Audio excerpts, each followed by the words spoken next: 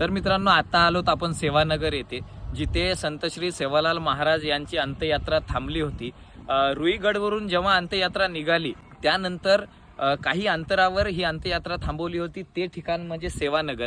बंजारा समाजात ही प्रथा परंपरा आहे, प्रत्येक समाजात आहे की नाही माहिती नाही, पण बंजारा समाजात अशी ही पद्धत आहे की अंत्ययात्रा निघाल्यानंतर एका विशिष्ट अंतरावर गेल्यानंतर त्या अंत्ययात्रेला त्या पार्थिवाला असं फिरवलं जातं, उलटं फिरवलं जातं आणि त्यानंतर पुढे नेलं जातं। त्याचबरोबर कडेला असलेला 1 रुपया, कमरेला असलेला बांधलेला 1 रुपया तो सुद्धा काढून कुठेतरी गाडला जातो।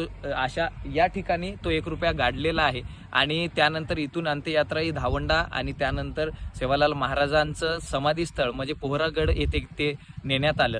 तर सेवालाल महाराजांच्या जीवनचरित्रावर आधारित हा आपला व्लॉग आहे, ज्यामध्ये अनेक प्रश्न आपण मांडलेले आहेत, जसं की सेवालाल महाराजांचा जन्म कशा पद्धतीने झाला, ते कितपत सत्य आहे ती गोष्ट, त्यानंतर सेवालाल महाराजांच्या जीवनात घडलेल्या अनेक कथा कहाण्या यांमध्ये किती तथ्य आहे, आणि त्याचबरोबर सेवालाल महाराजांचा फोटो जो समाज म्हणतो की तो फोटो खोटा आहे, तर मग तो खोटा फोटो का प्रदर्शित केला गेला किंवा त्यामागचे नेमके कारण काय असेल, त्यामागचे नेमके उद्देश काय असतील, या सर्व गोष्टी आपण या व्लॉगमध्ये जाणून घेणार आहोत। हा व्लॉग पूर्ण पाहण्यासाठी आपल्या पुसदकर आदी या यूट्यूब चॅनलला नक्की भेट द्या आणि पूर्ण व्लॉग पाहायला विसरू नका।